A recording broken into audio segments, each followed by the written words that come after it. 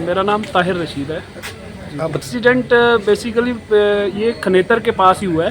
तो जब मैं वहाँ पे पहुँचा, वहाँ पे कम से कम 100 गाड़ियाँ खड़ी थी और 500 लोग के आसपास 500 लोग वहाँ पे होंगे। लेकिन सबसे दुख की बात यह है कि वहाँ पे किसी ने भी ये नहीं सोचा कि ये एक नौजवान जो पड़ा हुआ है, इसको उठा के हम कैजुअल्टी तक पहुँचाएँ।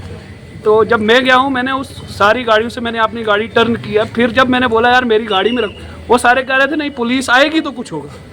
तो मैंने ऐसा सोचा कि नहीं ऐसा तो नहीं, पहले हम पहुंचाते हैं। लेकिन सबसे बड़ी दुख की बात मुझे तो ये लगी है कि कम से कम इंसानियत होनी चाहिए। एक अगर कोई इंजर्ड है और उसको हेड इंजरी थी, मतलब बहुत ही खतरनाक इंजरी थी उसको, तो अब हमने देखा है कि वो यहाँ पे आके डॉक्टर्स ने उसको मतलब डेड ही करार दिया है।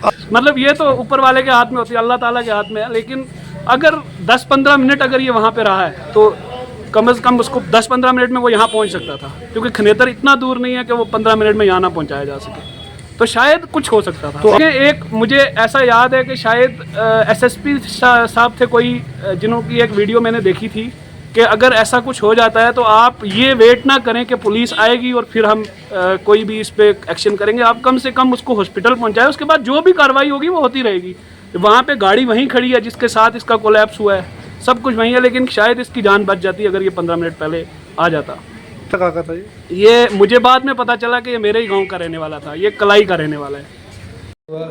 जी, ये अभी एक नौजवान जो था 20 साल की उम्र की, शाहिद अहमद, इसके वालिद का नाम मोहम्मद रशीद, और ये रहने वाला कलाई का है। और ये कहीं दलेरा के करीब एक एक्सीडेंट हुआ है।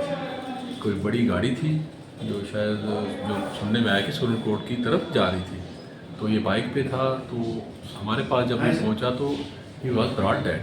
हमने अपने से कोशिश की रिससिटेशन करने की, लेकिन ECG वगैरह कराया, उसमें फ्लैट लाइन आई, हार्ट इसका मतलब बंद हो चुका था।